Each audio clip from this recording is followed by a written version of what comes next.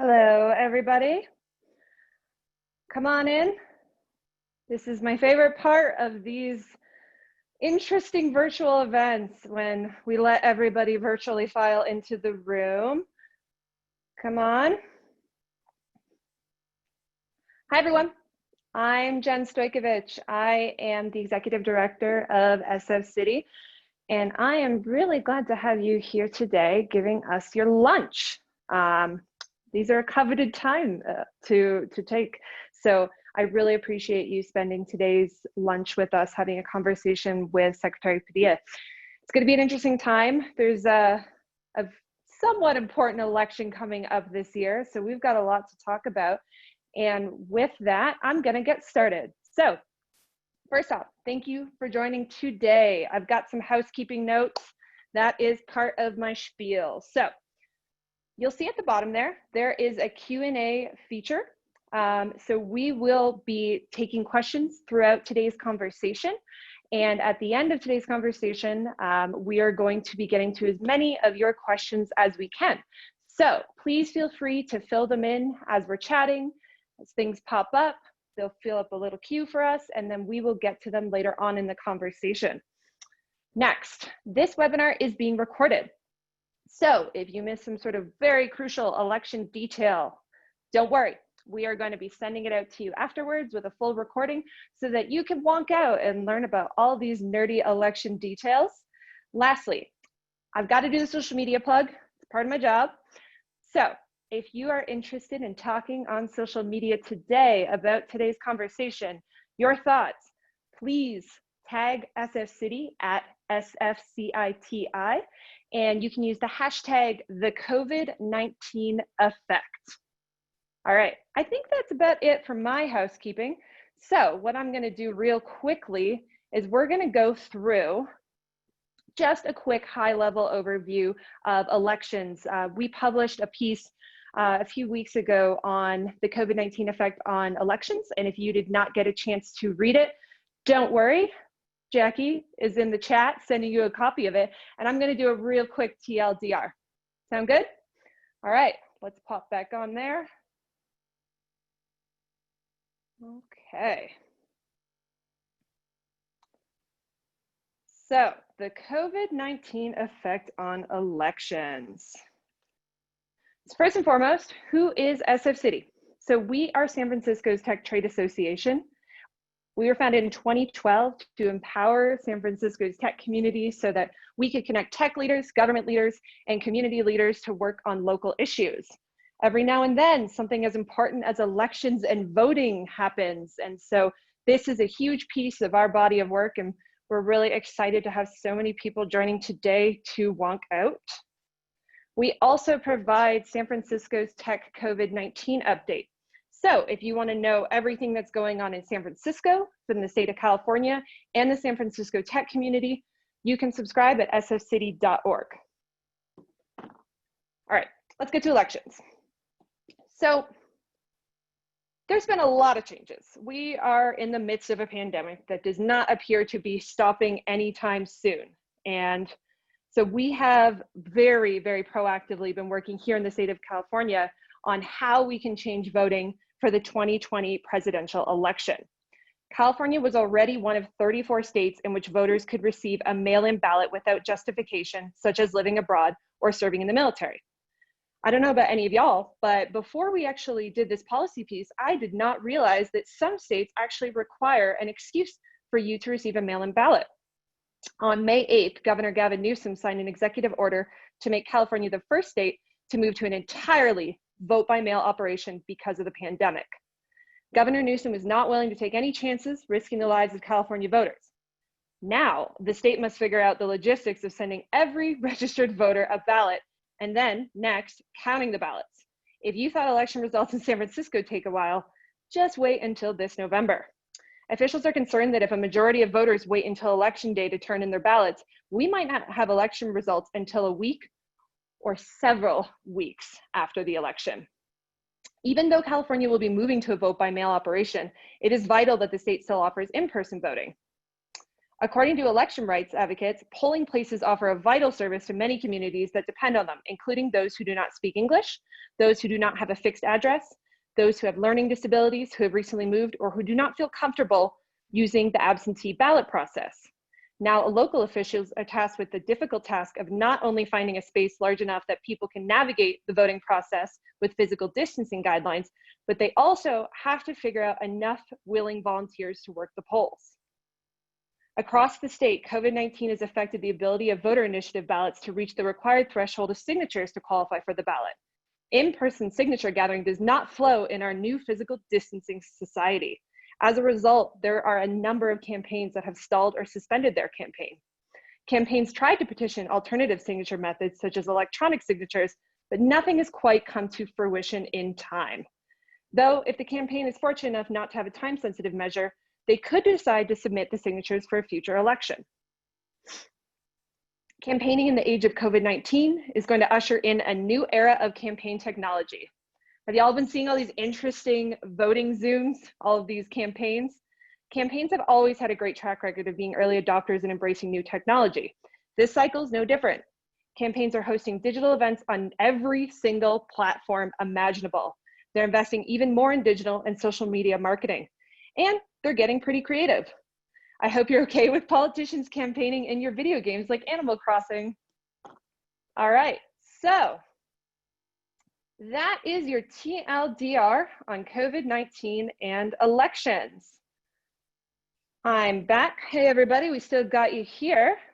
And with that, we're gonna do a quick poll of the room to gauge what everybody's planning to do for their voting this year. Just take a quick second and fill in your results.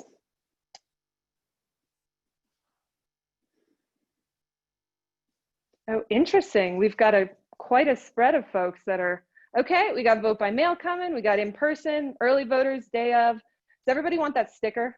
I think that's what it's about. Okay. We'll let a few more folks put in their thoughts.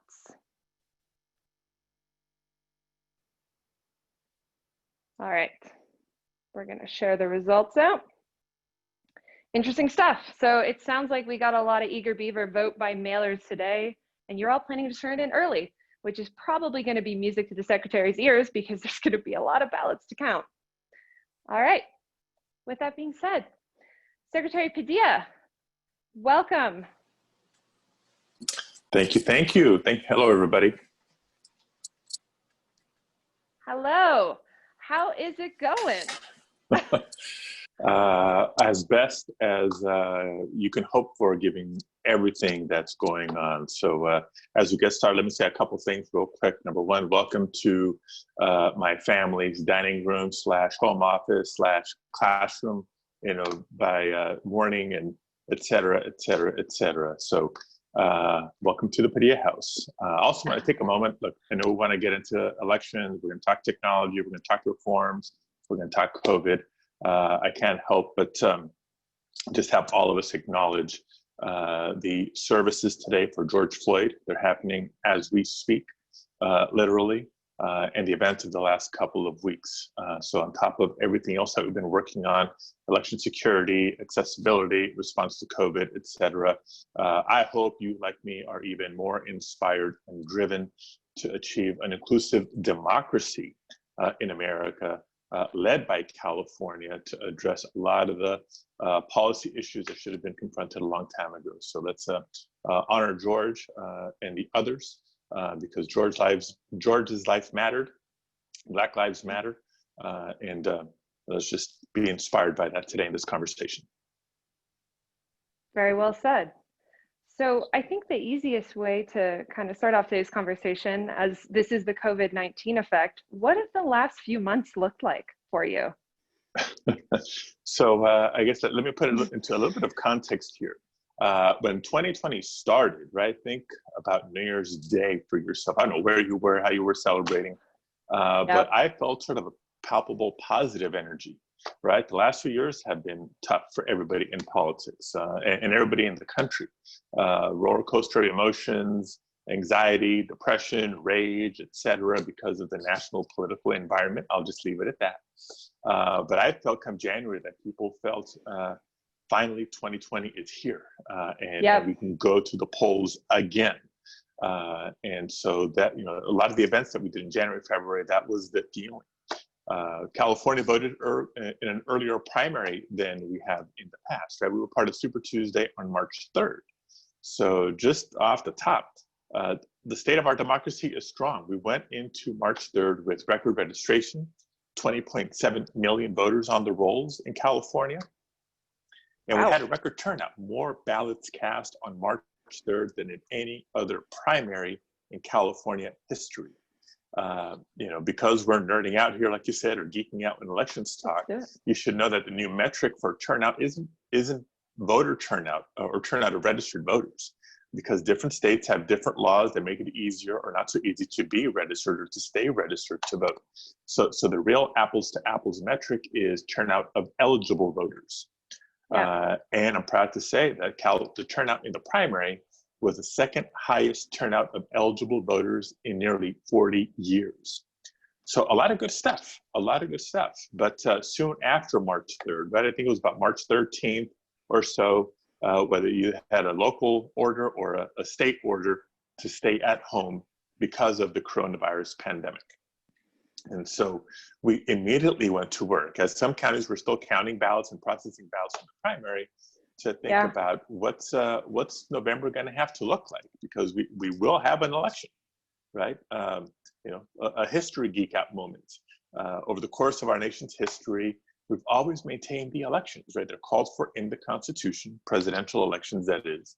And voters have gone to the polls in times of peace, in times of war, in good economic times, in times of economic recession, even during the Great Depression, even during the flu pandemic of 1918, we held the election. So the question about November is not a matter of if, and it's not a matter of when, right? We're not going to cancel or postpone the election. It's a matter of how. How do we maintain elections that are accessible and secure, and on top of all that, safe and healthy for everybody involved, for voters, for election workers, et cetera. And just high level, I think a lot of the policies that we have championed to increase access to the ballot make even more sense during a health pandemic, right? Online registration, vote by mail, expanded early voting opportunities, and yes, there will be physical distancing and other public health measures incorporated into the in-person voting experience in November for those who vote in person and don't vote by mail or vote by mail early. So what does safety and accessibility look like to you? You know, obviously physical distancing, that's one thing, but can you kind of take us through all of those different pieces of what you were looking at in your office? Sure. And let me also acknowledge a couple of things. You know, the recommendations and the plan that we have put forth isn't just you know, our unilateral mandate. It comes as a result of having convened quite a working group by phone calls and Google Hangouts, et cetera, over the course of several weeks. So again, after the primary, when we knew what the new challenges were for November, we convened legislative representatives, the governor's office, the county elections officials, a lot of voting rights advocates and other stakeholders. That's when we came to this realization that, look, we have the great building blocks for an accessible, secure, and safe election in November. And if you start first and foremost by the premise that the more people we can get to vote early, either by mail or safely in person, means shorter lines, smaller crowds on election day, right? It's a healthier space for everybody. Well, if you recall the visuals from the state of Wisconsin when they held their primary, that should be a warning, right? Wisconsin should be a wake-up call, not a preview of what to expect in November. And so the governor, so I want to give him credit, we recommended, and he did, issue an executive order several weeks ago calling for counties to mail a ballot to every registered voter in advance of the election. California, vote by mail has been popular in California for many years. You know, maybe 10 years ago, we were at about 50% of ballots by mail. We've been in the 60s for a few cycles. This primary more than 70% of voters statewide received their ballot in the mail, and more than 70% of the ballots cast were by mail. So the good news is we're not starting from scratch. But it is going to be a big task of how we close that gap and get ourselves to 100% of voters receiving their ballot in the mail.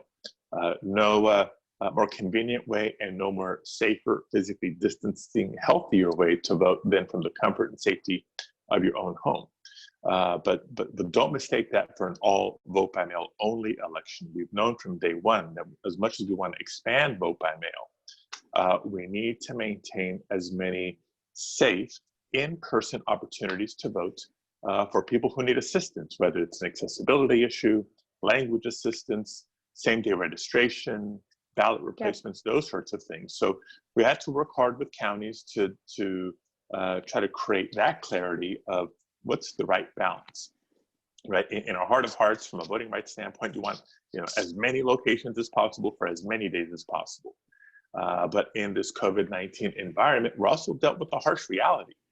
There's not a county in California, and frankly, not a state in the nation that isn't feeling the pinch from a voting location standpoint and a poll worker standpoint.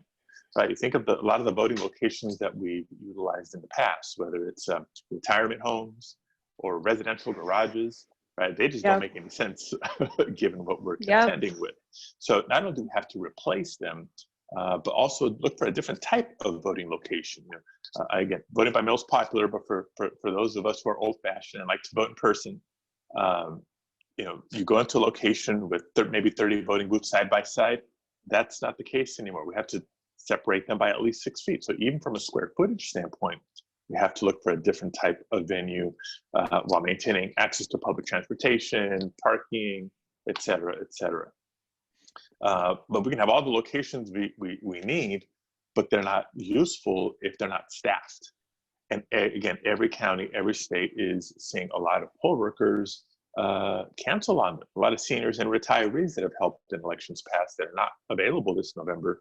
And so we need to recruit a new generation of poll workers. So I know we're so early on in the hour, but let me put it out there. These are 2 asks I have of everybody here. How can you and through your networks help us find these new locations?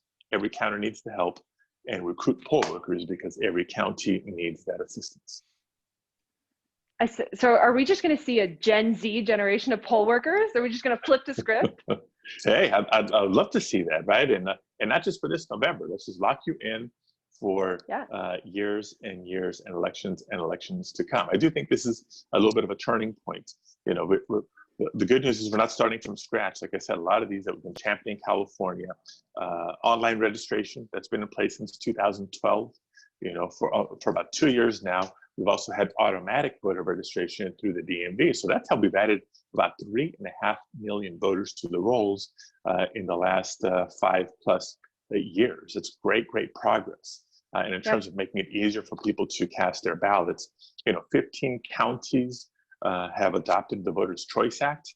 Those 15 counties serve more than half the state's electorate. So these additional options of early voting, universal vote by mail, vote centers, the flexibility of going anywhere in your county convenient to you, that's been in place in a good chunk of California prior to COVID. So we're building on those experiences to inform how we will implement this November. So despite the challenges, despite the health concerns, et cetera, I'm still expecting a really strong turnout in November. What percentage are you expecting? Any guess you can throw out there? Upon the advice of my attorneys, I will not forecast or make a numeric Fair prediction enough. other than strong. Okay. And as high as it is, our work is never done until we hit 100%. Absolutely. So why would some counties be hesitant to implement the Voters' Choice Act? Is this a money thing? What have you guys heard in terms of pushback? I think initially the Voters' Choice Act, human nature, right? The fear of the unknown. What does it mean? And do I have to? For some counties, it was a fiscal concern because while it is a more efficient model for administering elections over time, it does require some upfront investment. Yep. You know, sadly, you know, one of the pillars of the Voters' Choice Act, the noble decision to send every registered voter a ballot in the mail in advance, is somehow partisan or controversial, right? You hear the chatter in the last several weeks now, unfortunately, coming from the president and others who are trying to undermine public confidence in vote by mail. So that's why I think knowing all 58 county elections officials, I think there's a lot more enthusiasm about the Voters' Choice Act. Not so many detractors, but all politics is local. You can have an enthusiastic registrar voter. Let's take Kern County, for example. They went to the board last month saying, as a result of COVID, we should send every voter a ballot in the mail. The board of supervisors shot it down, right? So registrars appointed or elected are still having to navigate through some local politics. But the good news is those that have made the transition have been successful. And we have a lot of data, again, Geek Alert has been successful.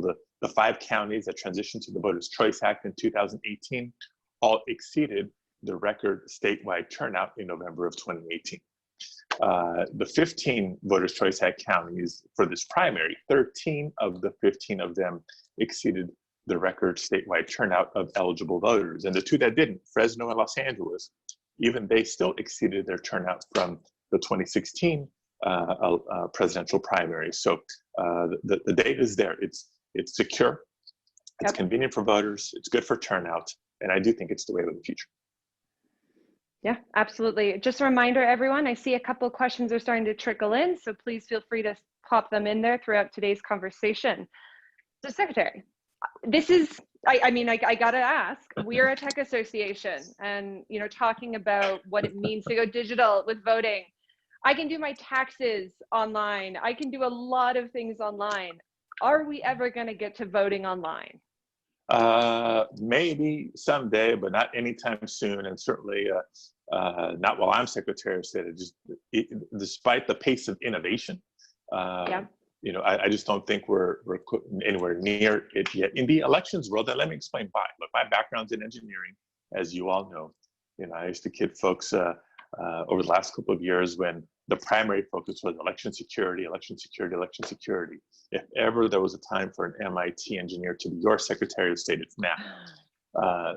So look, I think there's a lot of space for a lot of technology innovation in the elections world, but when it comes to the act of voting, we still need paper ballots and a voter verified paper audit trail. And that is law here in California. I think the biggest difference between voting and everything else is twofold. Number one, our secret ballot, right? Our vote is secret in the United States of America to prevent and guard against coercion and bribery and those sorts of things. The internet is just not built that way, even with privacy and security measures, right? We've heard way too many instances over the years where that security has been breached. Sony Studios, Home Depot, the IRS, Anthem Blue Cross, on and on, even the DNC 4 years ago. So number one, we're not ready for it from that perspective. The other big difference is, look, if my bank account gets hacked or my credit card gets breached, you know, there's some fraudulent expenditures that are made. I can contest that with the bank. I can clean that up later after the fact and be made whole, right? We can't undo the results of an election. And so, you know, there are just two initial reasons why online voting is still not there. But that being said, I think it is technology that we are leveraging to increase registration rates, right? Online registration, simple tool. Build on top of that the what we call California, the new motor voter, or otherwise known as automatic registration through the DMV. You know, why not simultaneously capture the data from DMV for folks who are eligible, share that with the Secretary of State's office for purposes of voter registration. And you know, when it comes to being able to vote, it's technology that enables vote centers, the ability for any voter to go to any location in their county because of the real-time access we give voting locations to the county's voter list, not just the voters who live in that neighborhood, but the entire county, and update that record in real time to guard against double voting, for example. You know, ballot marking devices. I know we don't like, you know, electronic voting or things like that, but utilizing technology to help, not just from an accessibility standpoint, but from a voter user experience standpoint, make their selections, reduce selections, toggle between languages, even increase the font size, things like that, but ultimately produce a paper ballot that the voter will review before casting it and counting, recounting, and auditing paper. I think there's a tremendous amount of room for technology to help in elections still. So the DMV is a really interesting example because you're meeting people where they are. And, our organization, actually, we've done quite a few pushes with employers, to do voter registration. What are some other novel places that you all have considered for voter registration or anything that could help get more automatic people on the roll? That's great. So the reason we started with DMV is, well, I guess, first of all, we weren't the first. Oregon, to their credit, was the first state in the nation to adopt automatic voter registration. And they chose DMV because of the history there, right? Anybody who wonders why we're doing voter registration at DMV, tell them that it's actually federal law. The National Voter Registration Act that was passed on a bipartisan basis. Imagine that, on a bipartisan basis, passed by Congress, signed by President Clinton in the early 90s, requires that every state offer a voter registration opportunity in their Department of Motor Vehicles and at least one other state department or agency. And so that's why the forms have been at the counter at DMV for as long as most people can remember. So all we've done is say, hey, we're required to do it by federal government. There's got to be a better way. Let's utilize new technology to make it more effective, more efficient, and more equitable. Plus, research tells us that about 90% of eligible voters will have a driver's license or a state ID. So that doesn't capture everybody. We know that over the course of every 5 years, as people have to renew, that we're going to get that opportunity for 90% of eligible voters to register or to update their registration. That's another sort of mutual positive benefit of automatic registration. But it's still not 100, like I said. So how do we get from 90 to 100? We haven't done automatic registration, but we have sort of streamlined the voter registration process through our higher education system.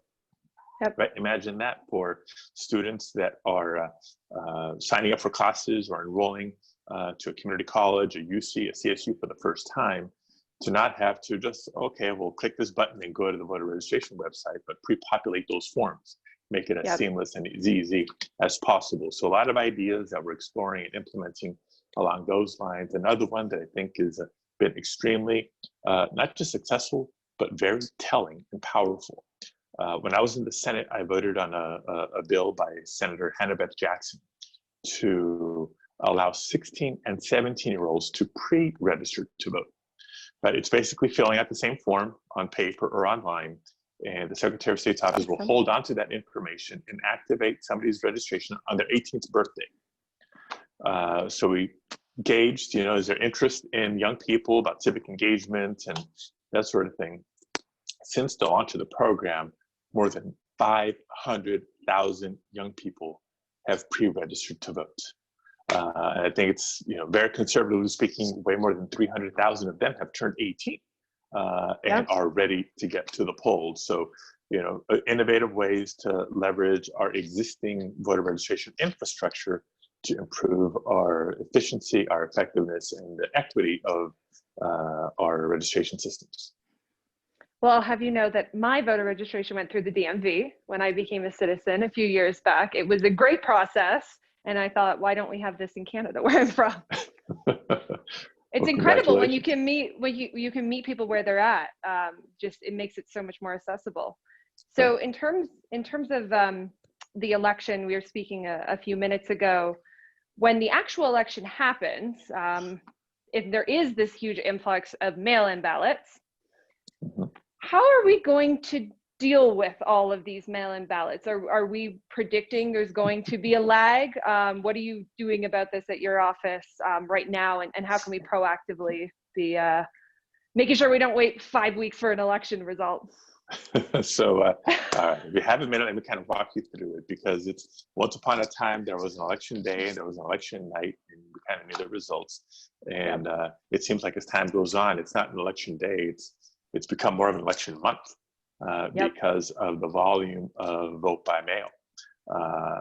And make that an election 2 months, because on the back end, it's not just because of the nature of vote by mail ballots, but policies like, as long as your ballot is postmarked on or before election day, we still give it several days after to arrive at the county, still be counted, added to the tally. We give voters an opportunity to cure any signature issues. If we forgot to sign the envelope or there's a signature mismatch, we want to get that investigated and addressed. And then, of course, post-election audits that are part of our election security framework. So that's why counties get 4 weeks to finish counting, processing, auditing ballots before certifying results. So it's sort of a month in each direction of the election day. But look, we're not scared of it. We're very familiar with not just vote by mail, but significant participation rate to vote by mail in California. As I mentioned, 70% plus in the primary, but how do we get closer to 100? We're going to do things like, number one, more voter education, make sure people understand what changes to expect for November, including reminders to send their ballot in early. So I'm glad that polled well, the survey that we did at the outset. Even simple things like allowing elections offices to begin opening those envelopes and prepping those ballots to be counted earlier and prior to election day than has been the case. We still won't announce any partial results before the polls close on election night at 8 o'clock, but giving counties the latitude to start prepping more early hopefully expedites the ballot counting and results reporting process. And we're also going to have a neat new tool. We piloted it in 2018 very successfully. About half the counties in the state signed up for a ballot tracking system. So if you go to the Secretary of State's website, cut to the chase, vote.ca.gov, a ton of elections, tools, and information there. One of them is a program that we called Where's My Ballot? Because if you as a voter are wondering, where's my ballot? Imagine being able to track your ballot, kind of like you track your UPS package when you shop online. It's like Amazon. Exactly. And so you subscribe and you choose, do you want email alerts? Do you want text message alerts? Do you want automated phone calls on the status of your ballot as it's making its way from the county to you, as it's making its way from your home back to the county? And imagine getting an alert verifying your ballot was received and counted. It's great for transparency, and it's great for public confidence in their ballot, in vote by mail, and in the election overall. So we're doing a lot in California, hoping that other states follow suit sooner rather than later. So speaking of other states, is there any other interesting kind of voter reform or any pieces of legislation going on elsewhere that you'd like to see in California? What does the future look like? Good question. I mean, I think for the time being, most of the major reforms that voting rights advocates have been calling for, we have underway in California. When I came in, we had online registration. But we certainly have ramped it up through our outreach. We did not have automatic registration. We now do. We didn't have the universal vote by mail. We've had it county by county. We're going to have it for this November. We didn't really have early voting to speak of. We now do. Even the ballot tracking tools, like I mentioned, pre-registration, all these other things. California has leapfrogged to the front of the nation when it comes to accessibility and security, and now the health and safety of how we administer elections too. Let me just speak for a moment on election security, because this involves technology, and it is still on the minds of a lot of people in addition to COVID and other concerns. So the good news is the California legislature and the governors, both Brown and Newsom, have stepped up and have funded, in partnership with counties, upgrades or replacements of voting systems in all 58 counties to more modern, secure systems.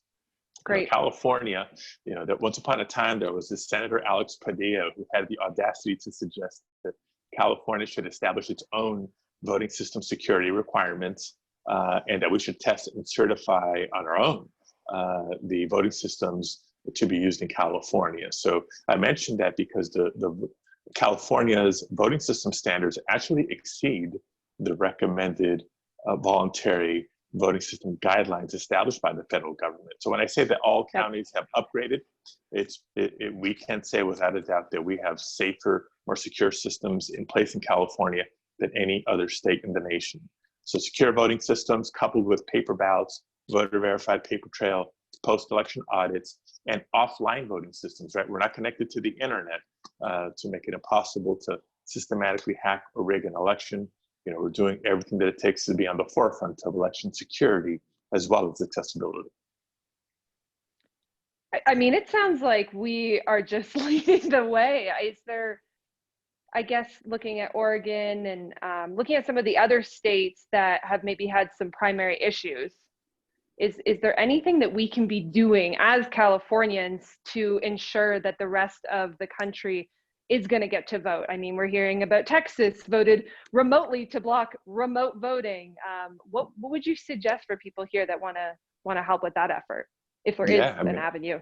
I think advocacy, off and on again in recent years. Election modernization, voting rights, and reforms have been discussed in Congress, right? A lot of my colleagues, I won't say of which party, a lot of my colleagues are quick to suggest, you know, to any reforms. No.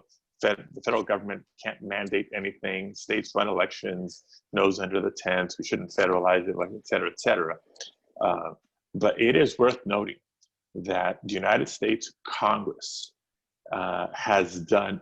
did more in response to butterfly ballots and hanging chads after the Florida 2000 presidential election debacle than we have done in response to Russian interference in our 2016 elections, or that we have done in preparation for this election under COVID-19 conditions. Just think about that.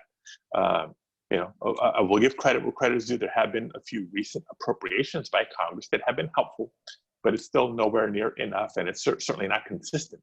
Investing in elections only once every 15 to 20 years is not going to cut it, especially with technology and the threats to our elections innovating as fast as they are, right? The folks seeking to do us harm are doing it with increased sophistication, increasing frequency, and so our defenses need to be invested in so we can stay one step ahead. That's actually a great point. I think one of the biggest pieces we hear against voting by mail is voter fraud. Could you speak a little bit to, you know, what that actually looks like? I mean, the amounts of people that actually commit voter fraud on a yearly basis it's astronomically low, right? Right, I was gonna say data. So here's the fact of the matter. Voter fraud, which we take very seriously, is exceedingly rare. And that's just the bottom line. Now, when people say voter fraud, it's a charged term. We know the president wants you to think voter fraud to try to undermine confidence in elections. And his latest target, by the way, is vote by mail, when he himself is a vote by mail voter. So that's hypocritical. Don't get me started. But you know, I talked about the measures that we take to ensure the integrity of not just our elections infrastructure, but the auditing. So whether it's by mail, in person, all this stuff. So yeah, I mean, I guess that's the balancing act that we have to play. We need to make sure that our election systems are secure and accessible. It's not an either or, right? It's like public safety or civil liberties. We're not a nation that's choosing one or the other. It's how do we meet them both. So that's the framework in the elections world, and I think the framework in its totality strikes that balance in California. We've done a lot on the accessibility front. And voter fraud, like I said, does it exist? Exceedingly rarely and in different forms. Is it voter impersonation? Is it somebody voting somebody else's ballot by mail? Is it people signing petitions or gathering signatures on petitions? Is it Democrats? Is it Republicans? Yes, it happens. We have measures, procedures in place to investigate and look into that and even prosecute.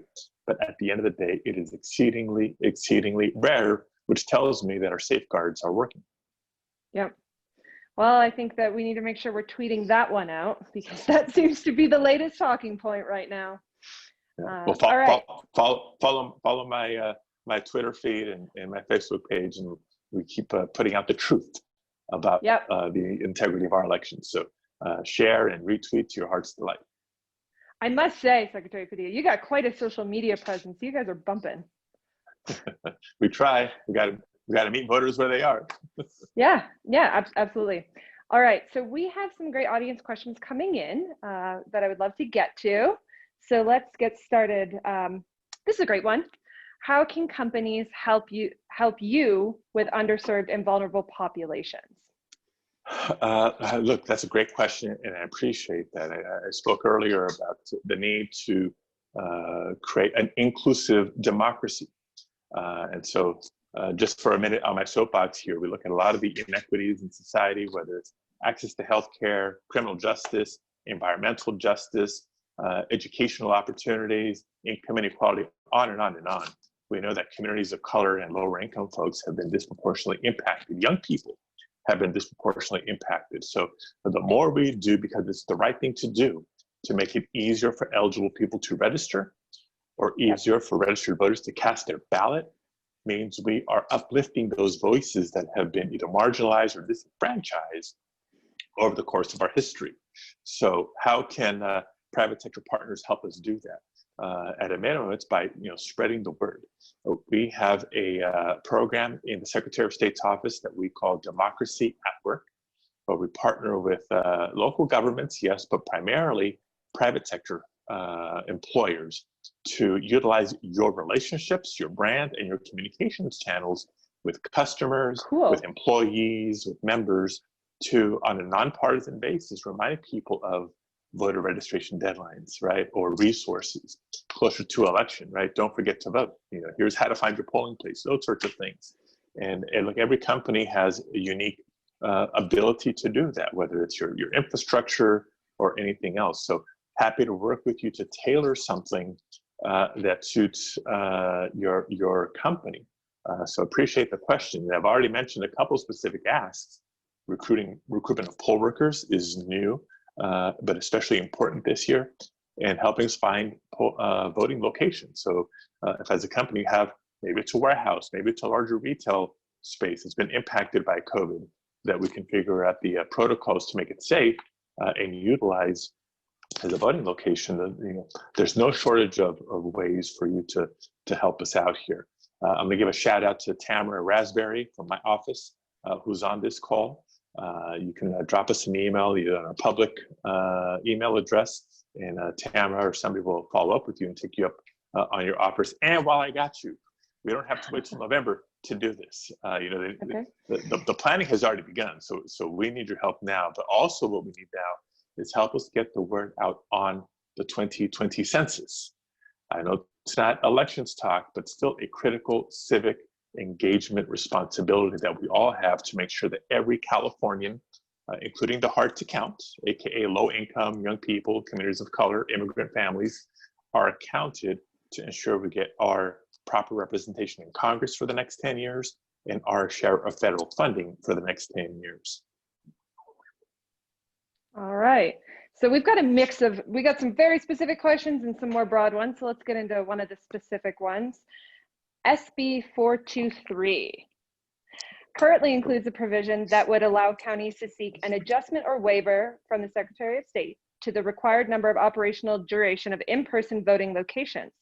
If that were to pass, what criteria would the Secretary of State use to evaluate such requests? And is there any situation where the Secretary of State would grant a complete waiver of in-person voting requirements for a specific county? That's a mouthful. Yes, it is. So here's the deal. As I mentioned, the executive order of the governor from a few weeks ago requires counties to send every registered voter a ballot in the mail in advance of the election. So that applies to every county, no matter what. The debate that's come since then is what's going to be this minimum in-person requirement. So I'm going to ask you to think in three buckets. The first bucket is Voters' Choice Act counties. In the Bay Area, it's Napa, it's San Mateo, it's Santa Clara County. Really no change there. Everybody's got their ballot in the mail in the primary, and you have vote centers if you want to go in person, replacement ballot, whatever you need. but the bulk of the folks voted by mail. So really no change there. The question or the debate is, for the non-Voters' Choice Act counties, what does that in-person requirement look like? There's a handful of counties who insist they think they can still set up the old polling place model on election day, one location for every 1,000 voters in their county. Hey, if they can do that, even when they're some of the same ones telling me they're having trouble recruiting poll workers and finding locations, that is their option. But if they want a reduction in the number of locations, here's what we propose is the alternative. Instead of one location for every 1,000 registered voters, it can be one location for every 10,000 registered voters, but you're gonna have to be open for 4 days. Saturday, Sunday, Monday, Tuesday, election day. So voters have the flexibility of voting over the course of 4 days, trying to minimize those crowds, trying to shorten those lines on election day, keeping everybody healthy and safe. But again, everybody's getting their ballot by mail. So we're going to be working hard with your help to encourage people to get that ballot early, fill it out early, send it in early. Let's not wait until the last minute. Sounds good. All right, so here's a specific question that John sent in. In the UK, we have a group of 2.5 million people who are shielding and advised not to go out. So I assume this is shelter in place. These people would have to venture out to vote by mail. Is there a chance of a chilling effect on a group like this who may not feel that they can vote in person or by mail because they have to leave the house? Look, that's obviously what we're trying to avoid here. There is sort of the real concerns and risk that's out there, which is why we're providing these multiple choices and options and opportunities here. And then there's, you asked earlier what my biggest concern or threat is about the November elections. It's actually the either misinformation or intentional disinformation that we're going to continue to hear about. We're hearing it of late on the integrity of vote by mail. It's going to get worse and more broad the closer we get to November, unfortunately, I think. So I think people should realize the safest way to vote is at home. Every single voter in California will have that opportunity. But if you need the in-person assistance for some reason, replacement ballot, same-day registration, or anything else, then those will be in place for as many days as we can accommodate.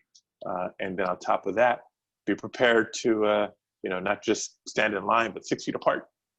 One example, interesting story that someday will be in our memoirs. We're working with counties now, not just to decide, okay, how many ballots are we printing? How many envelopes do you have the infrastructure to process, return ballots, all those sorts of things. But we're coordinating purchases of PPE, right? When in the elections manual has there been face shields and gloves and hand sanitizer and all this stuff. And we're not just looking throughout California for the ideas and best practices. We're looking across the country. I'm in touch with my colleagues from multiple states, those that have had elections, primary elections since the COVID-19 outbreak, and internationally through the National Association of Secretaries of State, who had virtual roundtables with elections officials from Israel and from South Korea, because they've had elections during this pandemic. So learning what's working and what's effective from international jurisdictions to help inform November as well. That's actually a great point. Is there any countries that we can look to that you would recommend? Look, so I'm not saying we're going to do everything that South Korea did, but just because I couldn't help but compare and contrast the visuals from Wisconsin with South Korea. South Korea had their elections a week after Wisconsin. Decent lines, right, which showed robust participation and civic responsibility, and not just the 6 feet of distancing, the mask, the gloves, and everything, but temperature checks. Okay. So again, I don't want to spook anybody, but this should make you feel better that we're having the conversations with public health officials on how to maximize the public health of in-person voting locations. Because as Dr. Fauci and many others have said, until there's a vaccine, which is not going to be for a while, there's still going to be some measure of risk. So how do we mitigate that risk? Ideally, vote from the safety and comfort of your own home. For those who vote in person, we'll do everything necessary to keep voters safe. and election workers safe. I love that there's a coalition of secretaries of state from all over. Yeah, there is. There's a group for everything. That's amazing. I have a great question from one of our members, Lauren.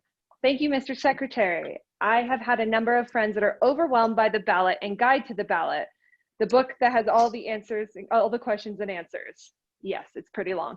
Is there any resource that can help voters better understand the debate around each of the questions, or a way to understand the platforms that you would recommend? Yeah, I think what we've tried to do in recent voter information guides is try to provide a little bit of a Cliff Notes version or executive summary up front. So instead of reading the 200 pages or however many pages it is, you oftentimes the first 15 to 20 will have the bulk of kind of what you need to know. I will make a plug for two resources. One, through MapLight, we've been able to develop the campaign finance tool to track propositions. Imagine not just saying a nonpartisan, unbiased, plain English summary of a measure, but to know who the top contributors are, both for and against the measure. A lot of times that's pretty telling. So that's available now on our multiple toolkits. And of course, organizations like League of Women Voters and so many others that are very civically engaged on a nonpartisan basis will have their own sort of analysis, sometimes even recommendations, but from a very neutral, not a partisan perspective. Sounds good. Another question, follow up. Will California's presidential primary date be moved back to March? So it's not being moved back. It's going to stay at March. The legislation that we sponsored a couple of years ago to move the primary to March was a permanent shift. It was not a one-time shift. Okay. It was a permanent shift. I mean, this very logic of the earlier California votes, the more relevant California is, and that would impact, candidates' policy positions and platforms, et cetera, regardless of party. That continues, and so we think California voting early consistently is going to be good for us in the long run, regardless of who ends up in the White House. Sounds good. All right, let's see. I think we have one more question coming through. The state and most of the 58 counties have existing GIS tools. Are you familiar with this acronym? Mm-hmm. GIS? Okay. GIS tools in-house to provide a low-cost way to do the exact type of data analytics needed per the Secretary's ask. Where are facilities for a COVID world polling location, including indoor mapping tools to provide the safety and security, and a volunteering and community engagement GIS platform to attract new poll workers? With slashing budgets across the state, I recommend election officials look at these existing configurable COT's GIS tools to save costs. Do you have any comment on that? Bring it on. Look, there's a lot of things that we ask local elections officials to consider when deciding and placing voting locations, right? Geographic distribution, right? We have the maps, we have the data of where registered voters are, and even the overlay of voters who, in areas where there's a high vote by mail participation rate versus low vote by mail participation rate. That should help inform the citing decisions. But things like accessibility of a location, availability of a location, parking capacity, access to public transportation, is there air conditioning or not, depending on where you are in the state, or heating or not, depending on where you are in the state. And you can lump all of that in, and hopefully it's getting very informed decisions that are being made, and an opportunity for the public to make suggestions and respond to proposed locations too. So it's county by county where it's done. We oversee it, we set the standard, and we try to assist. But for those of you who have those ideas, engage with your local county registrar or voter or county clerk. All right. So I love to end these things on a little bit of a more fun note. I'm curious, Secretary, what is the most interesting virtual campaigning that you've seen thus far? Ooh, the most virtual interesting campaigning. I don't know if it's the most interesting. I know it's been the most entertaining for me. The First Lady, Michelle Obama, and the organization she's affiliated with, When We All Vote. I don't know if it was the first or second major breakout event when they had D Nice, the legendary DJ out of New York, spinning out of his home in New York, it just kind of blew up. And Yeah. okay, I was born in '73, was in high school leading up to I graduated from high school in 1990. So that era of hip hop is big for me.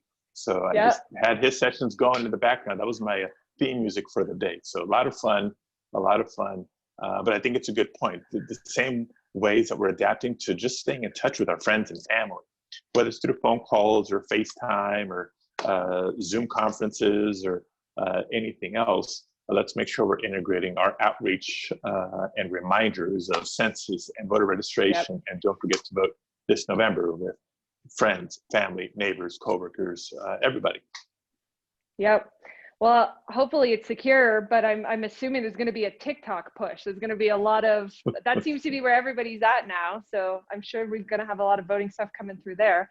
And last question, I'd love to end with this. Now that we are starting to lift our shelter in place requirements, where is the first, or where was the first place that you went to eat? Oh, we've done a lot of takeout, but we haven't done any dine-in yet.